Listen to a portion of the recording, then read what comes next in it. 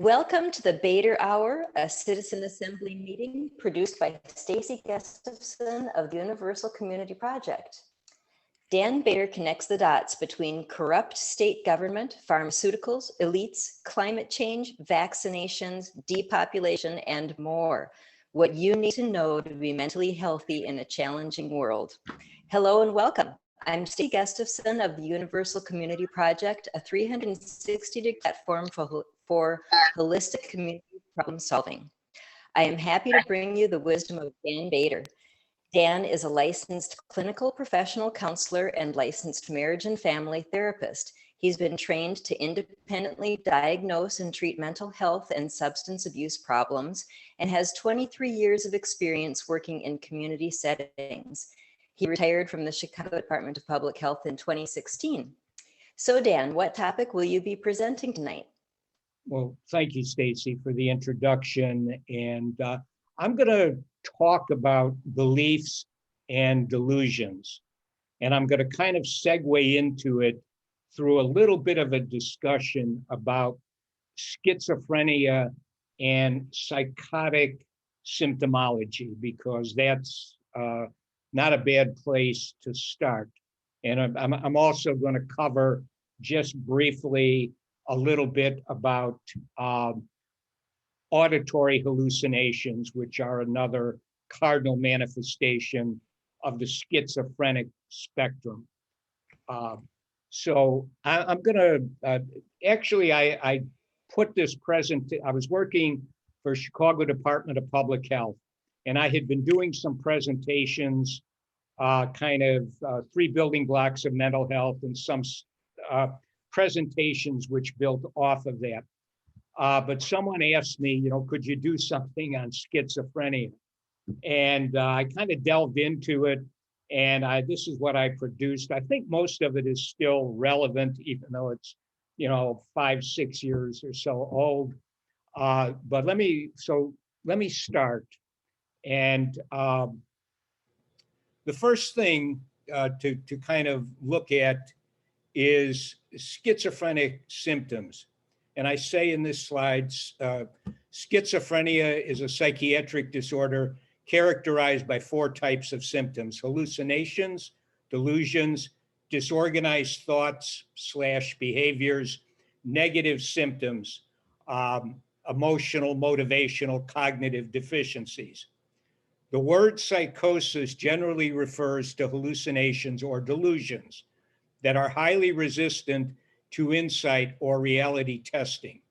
And we got to keep that in mind, because we're going to look at that. Other medical and psychiatric conditions include psychotic symptoms. 25% of the population in the United States experience a psychotic symptom at some point in their lives. Deprivation states and some drugs frequently produce psychotic symptoms. And a lot of people, that's how they personally, subjectively get a feel for it. Okay, so I'm going to skip down to, we don't need to go over this. So let's kind of look here at hallucinations. So a hallucination is something we perceive in the absence of an external stimulus. There's always going to be something stimulating it, but in terms of what we normally would be considering. Hallucinations are not misperceptions or illusions. Hallucinations can be auditory, visual, tactile, olfactory, gustatory, or somatic. However, the vast majority of schizophrenic hallucinations are auditory. Vast majority. And what we're going to see is what's called source monitoring difficulties are compounded. Hallucinations are frequently linked with source monitoring difficulties. There is a problem distinguishing, and this is an organic, really neurological kind of a thing. There's a problem distinguishing whether a stimulus is externally or internally generated. You think a thought in your mind, that's internal. You look at something, out in the room you're in or whatever you're looking at, and that's external coming in. But when you have a source monitoring problem, it's difficult to tell a lot of the time where is it actually coming from, internally or externally in. So in other words, people who experience hallucinations frequently mistake their own thoughts and imaginings for external stimuli. You're hearing a voice, maybe it's God speaking to you, or the devil speaking to you, or it's your deceased parent, or you're hearing that, and it feels to that person like it is coming from an external place, into their perceptual apparatus. I just throw on here, the source monitoring problem involves impaired communication between the frontal and temporal brain regions. It's the temporal regions where you have speech. Yes, Staci. Are you saying that they have found an organic thing that's going on? Yeah, well, yes, and I, those of you who've heard me talk about mental health in the past, there is a small group of people who really do, you can figure out, you can detect that there is an organic problem going on, and that's part of what I'm saying here. But this is a very small group of people who suffer from mental health disorders, very small. And I would always, I always say these people could really be treated under the rubric of neurology, but that's not possible because schizophrenia, all of the schizophrenic spectrum disorders, that's the heart and soul of psychiatry. Historically, it's always been, what is kind of, worshipped in a way. And of course, it's the pharmaceutical industry and the institution of psychiatry like to present that schizophrenia is one kind of a mental disorder, depression's another, anxiety is another, PT, et cetera, et cetera. They have so many diagnoses, and they're all just kind of, everybody's got their mental health problem, and they don't really like to differentiate. They always like to say that maybe depression is also like schizophrenia, but it really isn't. I think anybody who really investigates it will determine that to be definitely the case. So, here's auditory hallucinations. This is, people hear voices. Now, when we're dreaming, we can hear voices, we hear voices. Sometimes you might, if you're in one of those semi-asleep states, either when you're falling asleep or waking up, you're kind of half asleep and half in the room, and you might see something or you might hear something in that kind of a state. Auditory hallucinations are experienced by 4% of the population, at least back when I put this together. Half of the people who experience auditory hallucinations adapt to the voices and ultimately do not find the voices to be unduly distressing or unmanageable. At least 75% of schizophrenics experience auditory hallucinations. They can give you a diagnosis of schizophrenia without the voices, but 75%, that's going to be one of the main drivers of the condition. And then voices usually emerge after a traumatic experience or a period of chronic emotional dysregulation. Now, this is something that a lot of people are very unaware of. So, auditory hallucination measurement. So, auditory hallucinations and silent verbal thoughts constitute a gradient of speech subvocalizations that are measurable with a machine called an electromyograph that records the activation of the muscles involved in speech production. The onset of auditory hallucinations coincides with a significant spike in the activity of speech production musculature and with increased activity in the left temporal lobe, the part of the brain responsible for speech production and perception. So, you know, what theoretically you could do is you could attach a person's speech musculature up to electromyograph. And then, you know, when the person is hearing a voice, which they may imagine is coming from the outside, it could be from the inside. But at that point, you'll be able to detect the speech musculature acting. And if you could measure the activity in the left temporal lobe, you'd be able to pick it up there. So actually, and I always used to say, because, you know, back at a certain point in time when I was working, a lot of people who were in very, very difficult economic circumstances were trying to get on Social Security disability of one kind or another. And they pretty much, you know, they were very smart in a certain way, and they understood that all they had to say was, I'm hearing voices, you know, the voices are telling me to jump off a bridge, or they're telling me to go shoot somebody, this kind of thing.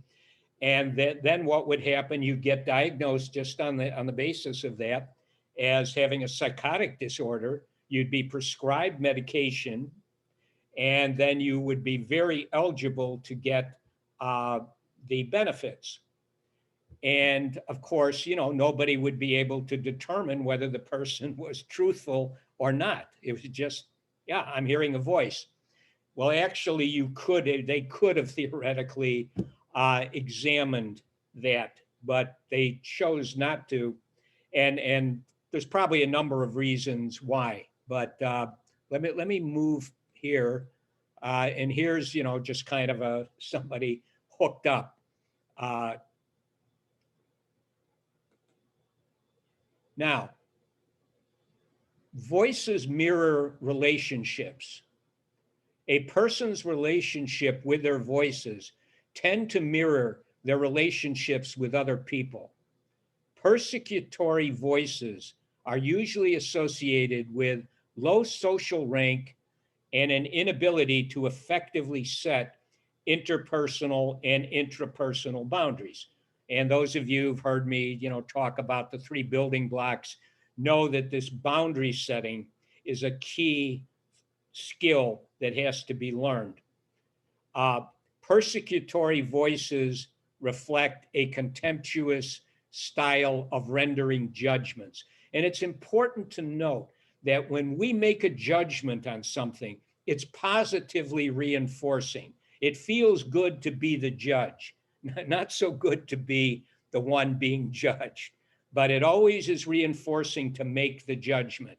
You know, a lot of times when people are gossiping, that's what's going on, right? We're talking about somebody else, they got this problem, that problem, and it's very reinforcing. And this is very important to understand that for any kind of mental health work. Okay, so let's go over here to the next slide. All right, clinical implications. And this is what I did with, you know, clients. I had a lot of clients who were psychotic. And of course, most of them were medicated to some degree or another. But anyway, clients should be taught that voices are subvocalizations that can be measured and made audible through amplification. That's an important thing, you know, just for somebody to understand reality, that, you know, the voices are subvocalizations.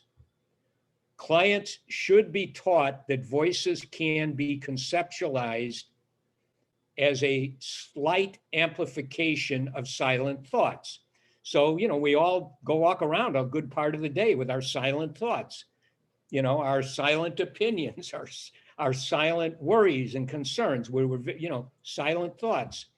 And it's important for somebody who's experiencing this kind of disorder, just to be able to understand that that's what's going on. I mean, there's even, there was I think his name was Julian Jaynes. He was a well-known psychologist at maybe Princeton, Yale, one of those Ivy League schools. He wrote an entire book, with the hypothesis that at a point way in the past, most human beings were hearing audible thoughts in their heads rather than silent thoughts, going back quite a ways, prior to, the birth of Christ and going back thousands and thousands of years. So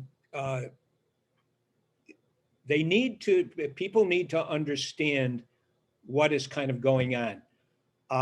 And clients need to be taught that most voices reflect, again, relationship and interpersonal communication problems. Clients can learn via rehearsal and practice to change contemptuous criticisms into respectful criticisms. So, I would say to somebody, every time you get angry at whoever, try to practice using a script to confront the person over whatever it is that is respectful. Don't go off and swear at the person, attack their identity, because the more that you do that, the harder it's going to be to have any hope that the voice that you hear that's attacking you actually in that same kind of a way, it's not going to have much of a chance to mutate, to evolve into something more respectful. In other words, if you go around all day, all the time, verbally threatening and being mean to people when you're upset, that's what you can expect from the voice when it's within you and referring to you. It will be very disrespectful, and of course they are. They're horrible. Just really difficult for someone to walk around, and because it's audible, it also interferes with the ability to focus attention and to take care of tasks and do things. Okay, so. Okay, are we right at, yeah, okay, so here we come to beliefs, and then we're going to go to delusions. Now, beliefs, we all have beliefs, and I have another slide I didn't use for this, but which has a longer description of the various aspects of beliefs. But for here, when a decision is made or a belief is formed, consciousness is affected in the following ways. 1, consciousness is granted easy access to information that supports the belief. We all have a library in our mind, mind brain, of all the information, everything we've learned and our knowledge. And so what is very important and to understand is that if you've crossed over from just having, say, a hypothesis about something, you're investigating, you're not sure, or you're still open-minded. Once you get to a crystallization that's a belief, it's very different kind of a qualitative category. And, beliefs are very much hardwired into us because, and what does it mean?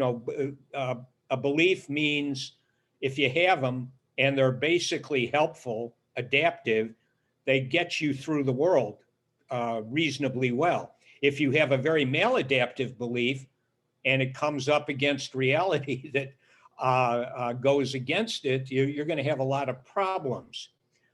So again, consciousness is granted easy access to information that supports the belief. is denied easy access to information that contravenes, goes against the belief. So you may have knowledge in there which would dispute your belief, but it won't come up the same way as the information which supports your belief. Sometimes it's, I think, referred to as, kind of a confirmation bias type of a thing.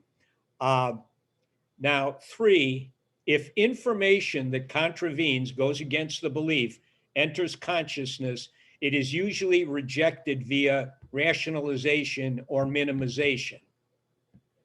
And that's something that, again, people have to be taught, because we're going to go to delusions in a sec. But if somebody has a belief and somebody tells them something that goes against their belief, some piece of evidence, let's say, they're going to probably minimize that piece of evidence, or they're going to, rationalize it away. When I used to do presentations, I used to use the example, hypothetical, but very close to reality, where I would say, okay, I've got a client. It's a young woman. She lives with her family. She believes her family is poisoning her food.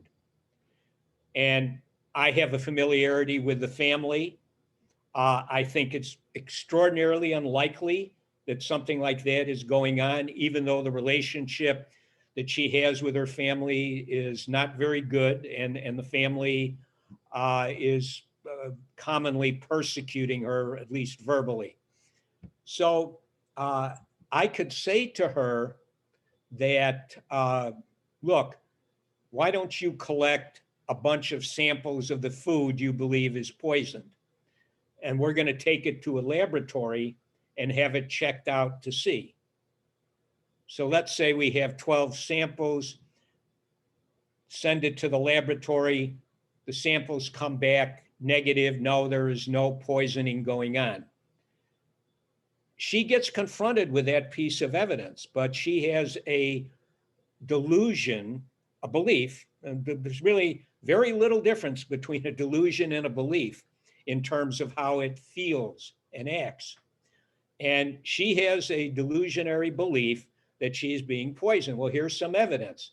So what does she do with it? She can minimize it by saying, well, that was only 12 samples of food. It's not enough. Or the more common type of response will be the rationalization, which is usually very paranoid, which is, I think that maybe my family is in cahoots with the laboratory, or actually, Dan, maybe you're in cahoots with my family and the laboratory, kind of a thing. And this is, you commonly find that is what happens. So we want to, look at the fact that beliefs can be imprinted by authority figures or group pressure, social influence. Now, when we're young, when we're children, coming up in the world, we are hardwired to accept as the gospel, the truth, whatever it is the authority figures in our family, community tell us is the way it is. They tell us what's true, they tell us what's dangerous, etc. And we have to take that in and give it the status of a belief when we hear it, because that allows us to survive much more effectively. Because as children, we don't have a lot of experience in the world. We haven't, had time to really learn what's going on and how to be. And so we're, we take in what those early authority figures tell us. As we start to get older and we, reach a certain point where our brain has developed to the point where we're capable of, let's say, critical thought, then we can start to look at things and listen to other authority figures, and there's more chance of us changing our minds. But if we get the evidence, but it is very, very hardwired. And the thing to take away from it is that as adults, and this is it really is helpful trying to understand, the horrible propaganda matrix that we're trapped in, and all of that, is that if we are ignorant about something, if we don't know something ourselves, we're likely to take in what the authority figures tell us is true, or tell us what's false. And it's really important to know that that's, it's kind of hardwired in. And the people who are in a position of power to control the news, the information that you're fed, they understand this totally. I mean, this is how they operate, actually, in the sense of, we know, if we tell the people, the children almost, if we tell them this is true or this is how it is, and we just keep it up, they will come to believe it. It will be crystallized as a belief. And now we've got them to a certain degree. They could still unload the belief, but it's much harder once it's been internalized as a belief. So let's look at delusions. And again, delusions are a powerful way of, in other words, delusions, like what I told you in that hypothetical client situation, the young woman who feels her food is being poisoned, okay? That would be seen in the mental health world as being an obvious delusion. It's a psychotic symptom, and the way that's treated is to, give the person medication, even though it's kind of understood that that's not going to change that delusion. It's not like it's going to go away. It hardly ever does ordinarily. What happens is the emotional upset in response to the delusionary belief gets anesthetized to quite a degree. So you can still have that, well, maybe they are, they're still poisoning me, but, I have to take my chances. In other words, I don't necessarily have to kill my parents, that kind of thought, which can come. Let's look at, so delusions are false beliefs that are usually idiosyncratic, resistant to counter argument, like all beliefs, and impair functioning according to the expectations of consensual reality. Delusional beliefs exist on a continuum with ordinary beliefs. Normal belief crystallization processes support the strength of delusional beliefs. The belief confirmation bias provides easy access to supportive information and filters out counter arguments, just what I was saying before in terms of ordinary, just any belief. Now, the specific content of delusions will reflect cultural and historical context. Where are you and what time frame are you in? But however, they almost always reflect a mixture of the themes of predator-prey, social inclusion, exclusion, dominant submission, and/or shame, pride. So, these delusions are going to usually be within this kind of a frame. And so again, let me just say that again. So the specific content of delusions will reflect cultural and historical context. However, they almost reflect a mixture of the themes of predator-prey, social inclusion, exclusion, dominant submission, and/or shame, pride. And that's pretty much it. And of course, as human beings, social beings, where we are dependent very much on how we're viewed by other people and how people treat us. These are very, very basic kinds of things that people are, going to be tuned into. And finally, just many delusions, such as thought withdrawal. That's where somebody believes, schizophrenic spectrum person believes that somehow their thoughts are being taken out of their mind. Thought insertion, it's being put in your mind from some outside source, the television or the whatever, 5G nowadays, it does. And then thought broadcasting. And thought broadcasting, means that you imagine that somebody is reading your thoughts. They can pretty much, and possibly you're also reading somebody else's thoughts. And these are in part created by a person's attempt to explain their hallucinations and source monitoring problems. So again, if you, and I, in the mental health domain, the way that there's different theories about why this has, as a matter of fact, let me, we'll get to, so here are shame, pride, axis delusions. Grandiose delusions usually center around themes of great power or strength, special missions, special identities, special assistance, or the possession of great wealth.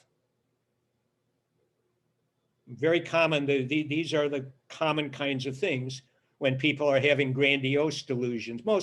Mostly it's much more persecutory delusions than grandiose, but persecutory delusions usually center around the theme of being victimized or rejected by other individuals or groups. Persecutory delusions generate strong anxiety associated with predator-prey and or social exclusion dynamics. And those of you who've maybe seen some of the material I've presented and will do so again, the shame, the shame is an emotion which is very, very key to so much of what goes on. And of course, these shame, pride, axis delusions are very much intertwined with the emotion itself. In other words, when you go into a shame state, you're going to have essentially two types of ideation to accompany the shame state: persecutory ideation and or abandonment ideation. In other words, you're out of the group. Time for you to try to survive on your own, kind of a thing, at its root. Okay, so I'm not going to go, this is, these are just briefly, disorganized thoughts are usually inferred from speech that is disordered. Thoughts generally become disorganized as a function of emotional arousal, stimulus gating problems, which is another organic type of a thing where people aren't able to really shut down what their thoughts are. In other words, most of us can pretty much, okay, I don't want to think about that anymore. I'm going to go ahead and do something else. Focus my attention. A lot of people have stimulus gating problems internally and externally. So they can't gate out. Maybe there's some steady humming noise or something going on in the house or outside. They can't shut it out. Again, and of course, that is very hard and stressful on a person. And again, those source monitoring difficulties can contribute to the disorganization of thoughts. And again, it's important to be able to tie this stuff together on a mental health level, and to educate. you know, giving the person this kind of psychoeducational input, because otherwise, you know, all they know is, oh, I've got an imbalance in my brain. Give me the heavy duty antipsychotic medication to partially or totally anesthetize my feelings. And, you know, those medications will definitely do that. So negative symptoms, we don't need to. I'll show you and then go back to some things with delusions. Here's the most common, historically, recent decades, hypothesis about what causes schizophrenia or psychotic disorders. So it's the dopamine hypothesis. It's worthwhile seeing what this is. The dopamine hypothesis asserts that the delusions and hallucinations that characterize schizophrenia result from an excess of dopamine in the brain. You know, just like depression supposedly results from a deficiency in serotonin, another neurotransmitter. So researchers noted that antipsychotic drugs blockade dopamine receptors and reduce the strength of psychotic symptoms and the associated emotional reactivity. So, these researchers kind of figured out that what do these antipsychotic drugs do? They tend to go into dopamine receptor sites on neurons, you know, our brain cells, and then block it so the dopamine can't continue to flow in the same quantity as it was before you took the dopamine blockading medication, the antipsychotic medication. It was also noted that certain medications such as amphetamines and L-Dopa that increase dopamine levels in the brain sometimes cause people to experience psychotic symptoms. Yes, Stacy. Do you have any understanding of why extra dopamine would cause these kinds of things to happen? It seems like dopamine is like an interest, excitement kind of thing. Yeah, well, of course it is. And here's the thing to realize, and this dopamine hypothesis is not a really strong hypothesis, but this is historically, you know, that way you can justify giving people drugs that will block the flow, slow down the quantity of dopamine going through the brain. See, we've got the medication. Now, these medications, anybody who knows about antipsychotic medications, you know, I mean, I remember when I was a teenager, and a group of us, you know, we'd get together, we would experiment with psychedelic drugs, LSD, psilocybin, et cetera. And we always had, back in that day, one of the original antipsychotic medications called Thorazine. And we had it there because in case anybody was having a bad trip, you just take a Thorazine and it brings you down, you know, very, very quickly and pretty much knocks you back. So this is the kind of thing that was noted. Now, so we do have a relationship that they figured out between dopamine and psychotic symptoms. Now, this is a key thing here. It was noted that schizophrenics had a significantly higher number of dopamine receptors.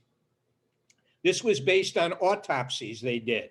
You know, person has been taking the medication, psychotic, and we're going to now be able to look in his brain. Okay, so, and here's a diagram. It's not great, but it kind of gives you the sense of what is happening. In other words, this up here, this is one neuron. Then there's the little space between neurons in our brain. It's called a synaptic space. It's a synapse.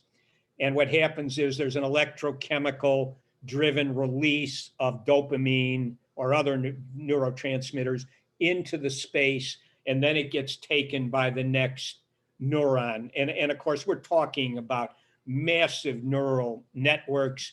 And I believe that, actually, I think we have maybe over 200 neurotransmitters going on in all sorts of complex ways. But this is the very simplistic kind of diagram that you would see.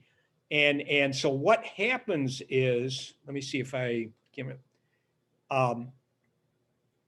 okay. So what actually, well, let me just read the slide. It probably explains it pretty clear. Chemically induced dopamine depletion. That's take your antipsychotic medication, leads to blunted emotional responsivity, clouded thinking, loss of motivation, and lowered vigilance. That's a pretty heavy price to pay in a way. And in some cases, it could be justified, but mostly not, I would argue. It was eventually discovered that antipsychotic medications were mainly responsible for the increased density of dopamine receptors in the brains of schizophrenics. So, you look at somebody's brain who's passed on and you see, wow, they just have so many dopamine receptors in their brain. Well, that figures because that's their problem.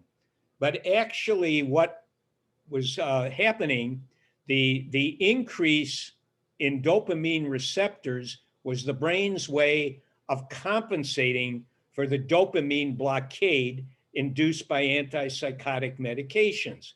So the brain tries to respond to the deadening of and the filling up of the dopamine receptors by growing new ones, and so at the end of the day, a person who's been on this kind of medication is going to have a lot more receptors, most of which, or as many of which, will be filled up with blocked. They will be blocked. So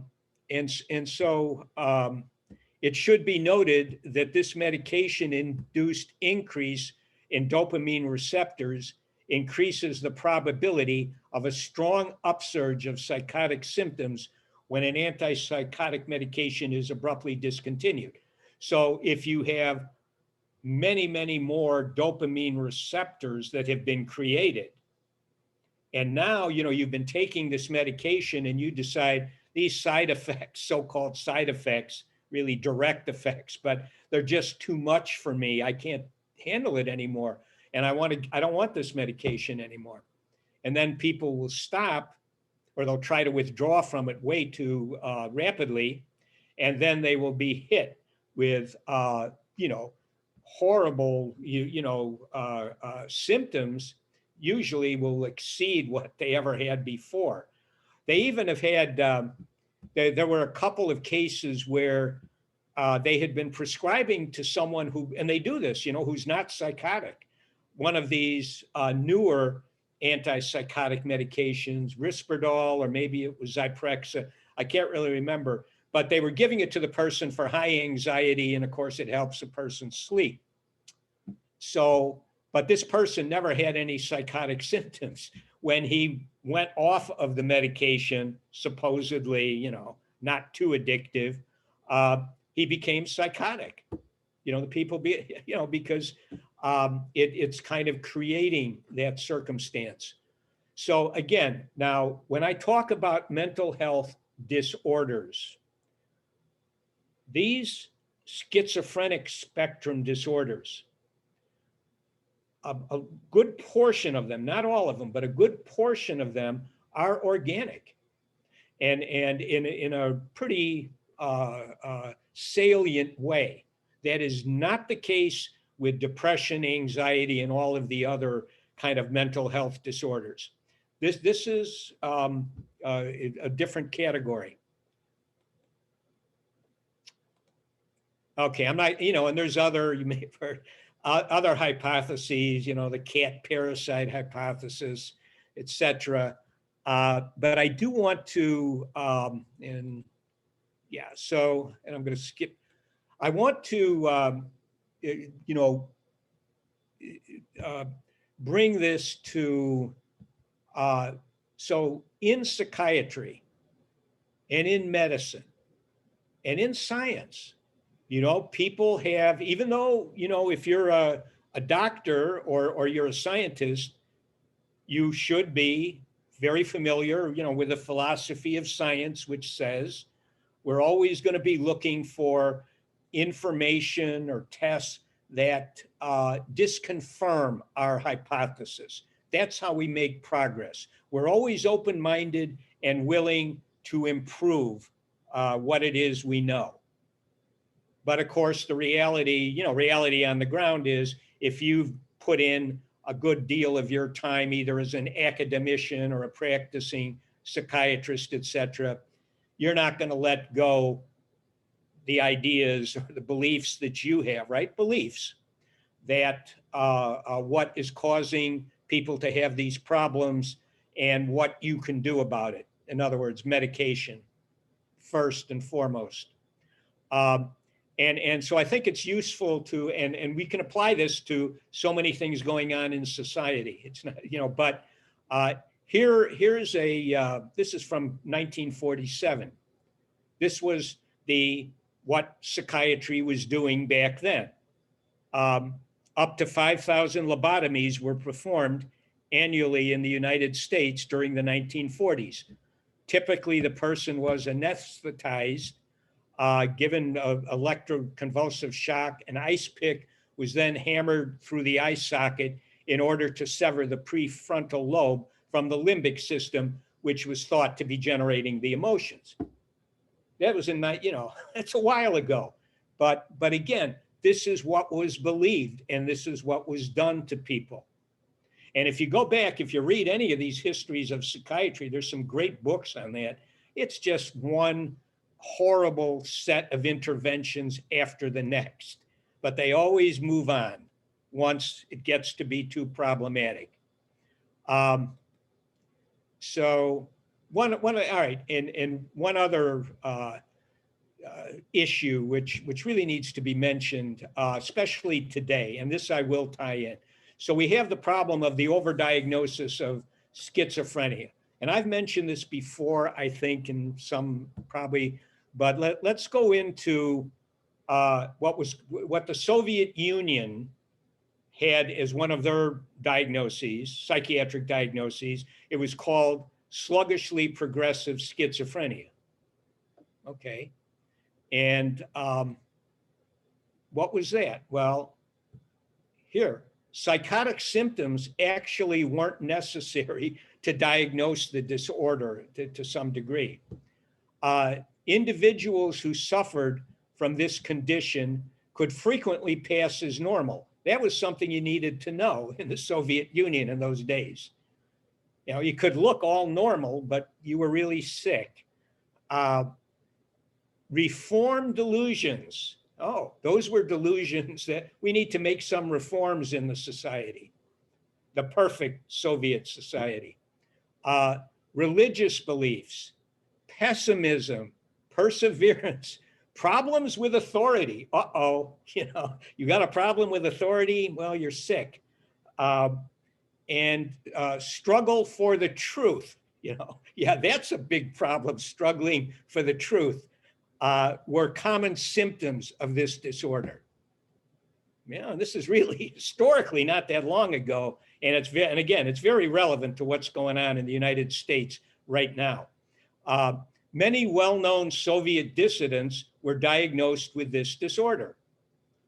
During the 1980s, Russia/Soviet Union had 3 times as many schizophrenics per capita as the United States. You can understand why.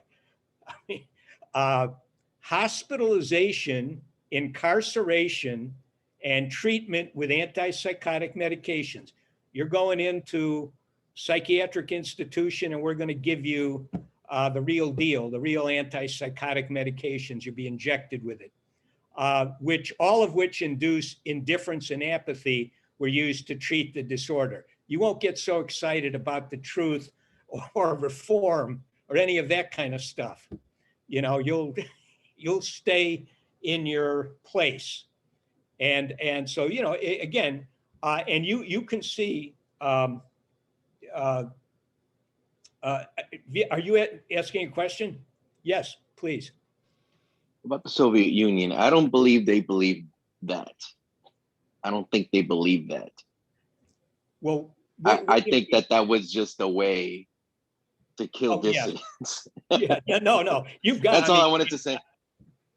yeah, totally. Again, it's, you know, you can see what a joke it is. I mean, but it actually was something which was used. And of course, that was a very totalitarian kind of a society. You know, you either conformed or, you know, we'll send you off to the gulag or, you know, we'll put you in a hospital.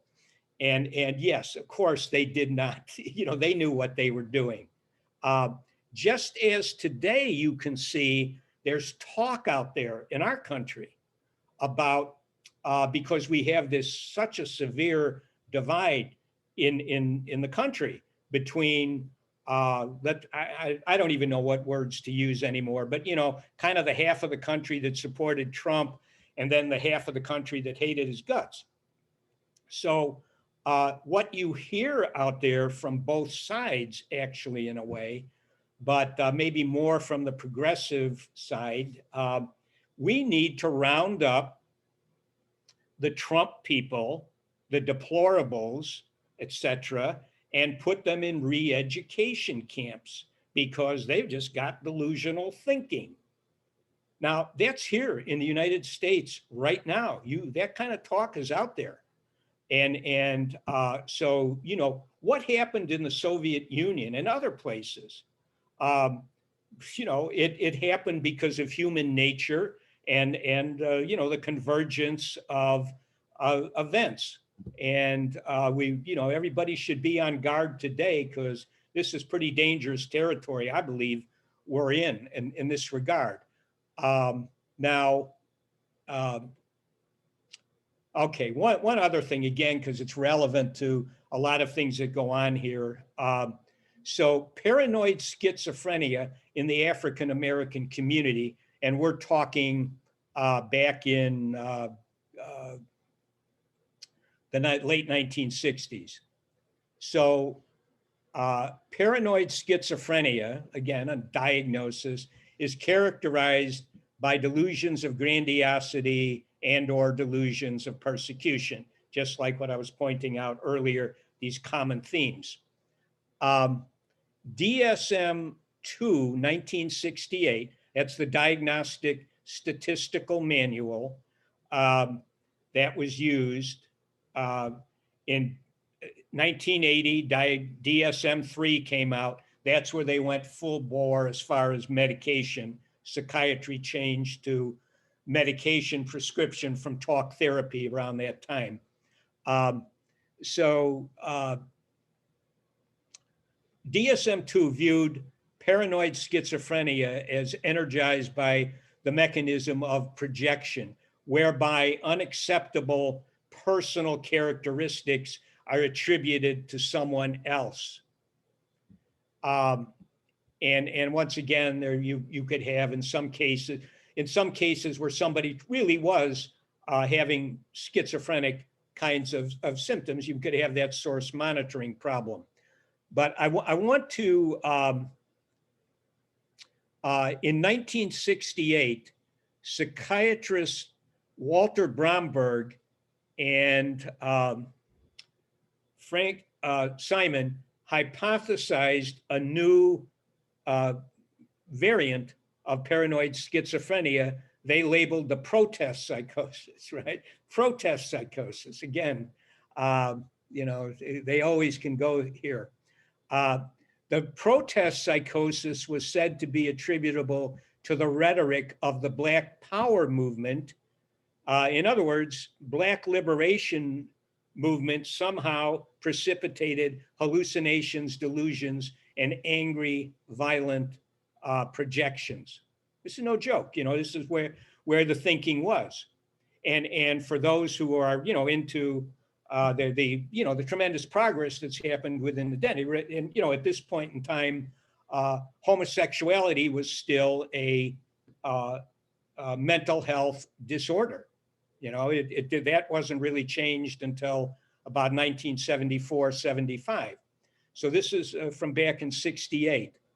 And just to, because of time considerations, and I want to open it up, here's an advertisement out of one of the medical psychiatric journals. There you see, there's the little, drawing, assaultive and belligerent. Cooperation often begins with Haldol. That's a horrible antipsychotic medication. I mean, there you go. That's where it was at. And what I told you about the Soviet Union is where it's at. And you can look around today. Yes, Stacy. What year was that? This is 1968. 1968, approximately. Yeah. And again, people, by this time, if you're a young person, like, I don't know, say you're somebody who was born after 1980, that means you're coming into adulthood, in the 90s, essentially. Or you're born at, you're right now, you're 20 years old. You were born, in 2000, 2001. What you're going to be fed in terms of an understanding of mental health is not very good. It's really, kind of similar to, the diets that the junk food diets that people consume. And most people don't know history, in this case, mental health, psychiatric history. They can't really contextualize anything very well. And most, today it's still, if you have a mental health problem, go to your doc, your PCP or a psychiatrist and get your medication. You got to get your diagnosis first. And so again, people believe, so if you believe, when I was working, and I would say to somebody, I don't really think you need to keep taking this medication. You're having a lot of side effect problems. Your diagnosis, let's say, is one of the depressive disorders. Why don't you talk with the doctor about withdrawing it carefully, slowly, because you can't go off it quickly. Otherwise, you're going to get a tremendous reaction. And a lot of times what people would say, they would say things like, they would kind of agree with it. And sometimes they would actually do it. But a lot of times they would just, it would be like, yeah, but I've been taking it for a long time. I think it helps. I can live with the side effects. In other words, the benefits I'm getting from it outweigh the costs at this point in time, which is kind of a rationalization, not that there can't be seen, it's rational, but, once you have a belief, again, and you get presented with information that contravenes that belief, you're going to reflexively try to minimize it or rationalize it away. And so what I would do is, this is the final thing, I would try to teach people, so just be aware, this is the reality we're all in with beliefs, whether they're delusional or not. This is the reality we're in. And if you want to get rid of a belief that's maladaptive, delusional or not, you have to kind of use your willpower to look at the information that's available that goes against your belief. And also be aware that your quick tendency will be to minimize it or rationalize it away. And you have to keep, your mind open. You have to do it. It's kind of like, they used to talk about how do you deprogram somebody from a cult, where they've had all these beliefs that they've signed on to. It's not easy to let go of a belief. And again, beliefs are there so that you can take action. Same thing with really decisions. Once you've made a decision, the idea is you have to act in the real world, and you can't act in the real world if you're all anxious and indecisive. Should I, shouldn't I? I don't know. I can't, you can't take action when you're like that. But if you have it crystallized into a belief, or you've crossed the line and made a decision to do something, it's not that easy to get knocked off the path of action you're trying to implement. It's hardwired in.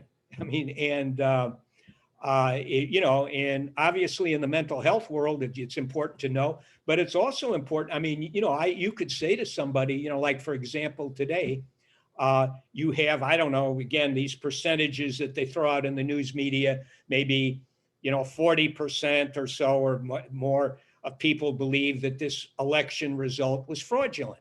And then the other people believe, no, it was above board. Okay, so there you got two beliefs. And they're not going to let those beliefs go. And you know, that's a huge problem. And the only way that beliefs like that can be resolved is you have to force yourself to look at the available information and evidence that may go against your belief, either way. And then if you get confronted with it, don't allow yourself to, you know, endlessly rationalize or minimize it away. And people need to be taught that. In the mental health way, it's a psychoeducational input that people need to learn, and they have to practice what it is. If they get that understanding, then they have to practice it. So thank you. I'm going to stop. And any questions from anybody? Thank you very much, Dan. Yeah, let's open up the floor. Anybody have any questions? You can raise your hand in the chat or just go ahead. Yes. Daniel? Hey, great topics there. Couple things. There's an old saying that's attributed to Mark Twain that says, it's easier to fool someone than convince him he has been fooled. Does psychiatry... Yeah. Does psychiatry substantiate that premise? Yeah, that's definitely in the ballpark, Daniel. I mean, and it's again, it's something, you know, it's like if you, you know, again, now I would present this schizophrenia one. I did it one time in front of the public health department where I was working, and there were a number of psychiatrists there, right? And of course, they didn't like on a certain level what it was I was throwing at them. But they really could, you know, and a couple of them tried, but they really couldn't, you know, it's just at a certain point, it becomes obvious what you believe is you're a psychiatrist and you believe, well, there's a chemical imbalance in the brain, whether it's schizophrenia, depression, anxiety, whatever. And we're going to give you the medication to straighten your brain out.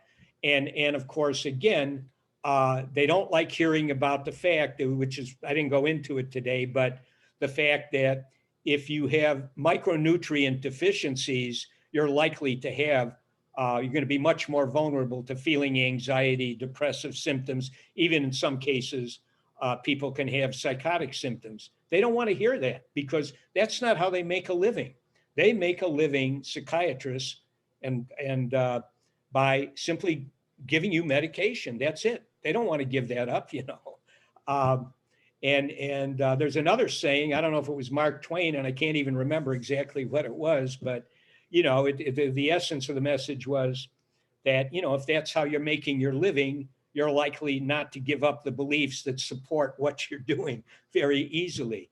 You know, you want that paycheck, or you want what it is you're you know, selling to pay for your life. And yeah, Staci.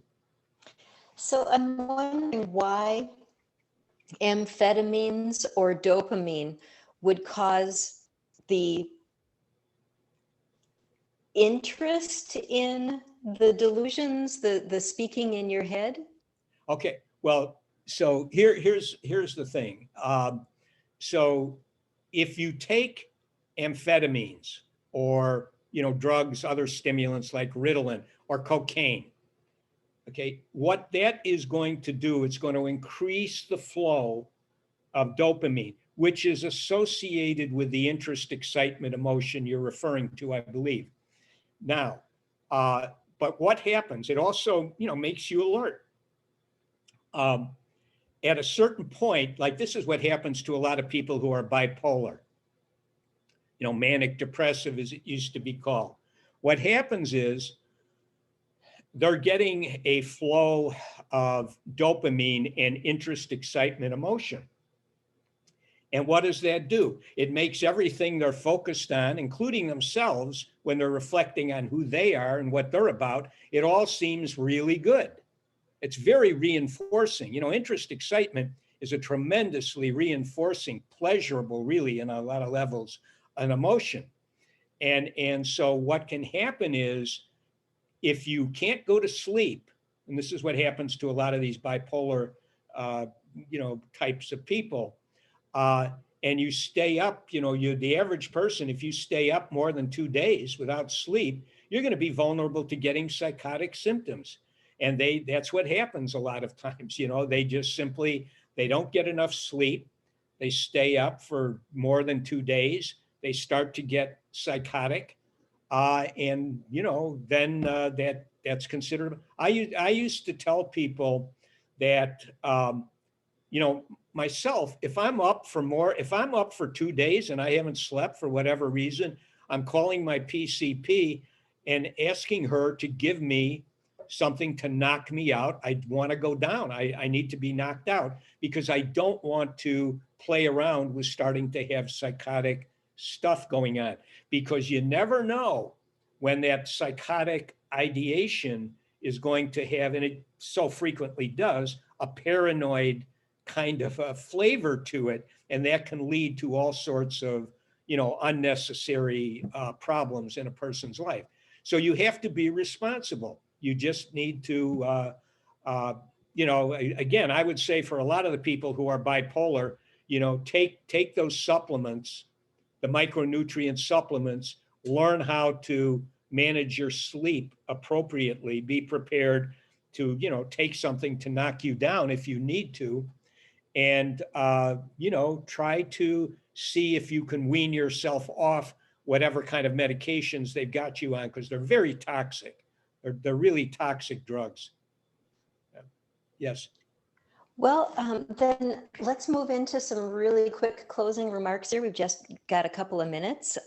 Thank you so much, Dan. That was very, very helpful. That was really unusual information I had no idea about. So thanks again. And to our audience, please come back every week to learn how to connect more of the dots in this vicious cycle of corruption and how it relates to your mental health and quality of life. And let's go around and see if anybody's got some closing remarks here. Vilo, do you have any closing remarks for us? It's I guess that the underlying argument that I see Daniel making is, and I see it from that point of view, and I agree if it is the fact that this is the argument that he's making. To me, the chickens are coming home to roost with the for-profit motive when it comes to science. I really do believe that science had a great name. And I think that so did government at some point. Little by little, I'm noticing that now science, in a way, this for-profit motive, people are becoming much more skeptical about the drugs that they're taking, about what their doctor is trying to tell them. They're becoming very, how should I say, conscientious about their doctor, their physicians being maybe a little too greedy and maybe not even caring for their own interests. Maybe don't have their own interests in mind. Maybe they have their own interests in mind, trying to sell you a drug here or two. And it's happened to me. It's happened to my mother. When it comes to pain, I don't know how many times it's happened to my sister, where they're just trying to sell you a drug. I mean, it's not that they're not going to tell you, hey, take some herbal tea, you're okay. No, it's multiple tests. Take this drug, go pay this exuberant amount for it, and get hooked on it.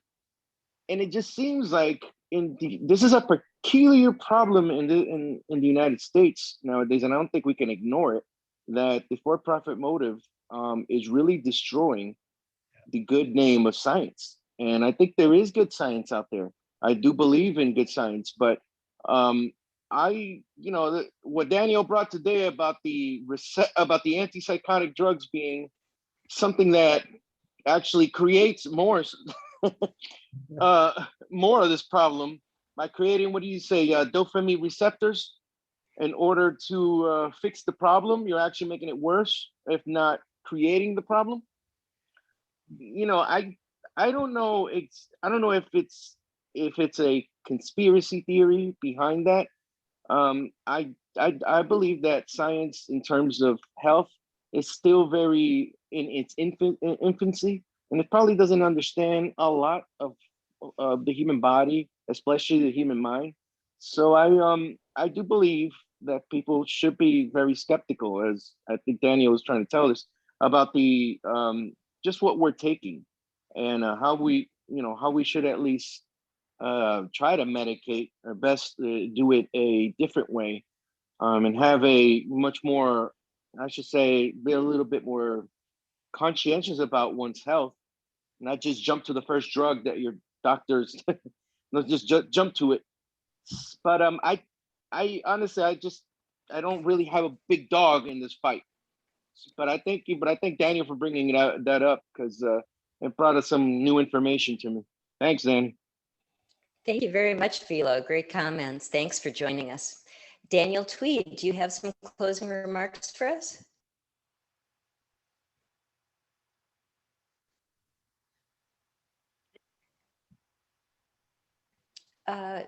Daniel, if you're speaking, you're on mute.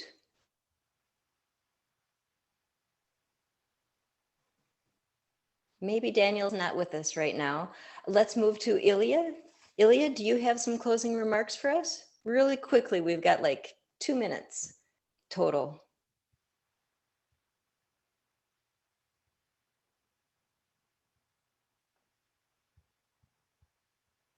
Ilya, I can see you've unmuted, but I can't hear anything. Okay, Ilya said no, he does not have any closing remarks. Marcin, would you have any closing remarks for us? Sure. I thought the presentation was really, really good. When I thought of schizophrenia, it was like something that was there solidified, like that person has schizophrenia, that's it. See, there's nothing that can be do about it, prescribe them some drugs. But Daniel just gave me a different opinion on that, a new way of thinking about it. So thank you very much, Daniel. Thanks very much, Marcin. Thanks for joining us tonight. And Daniel, if you are back and would like to make some closing remarks. Yeah, hi, sorry, I had to step out there for a minute. This is an important topic. The authoritarians have had the upper hand in the world of controlling thought, and it's time for them to be on the defensive. Tyrants should be shuddering in the wake of presentations like this. All right, thank you very much, Daniel. Thanks for joining us. That's it for our show. Thank you again, Daniel Bader. That was a wonderful presentation, and join us again next week, everybody.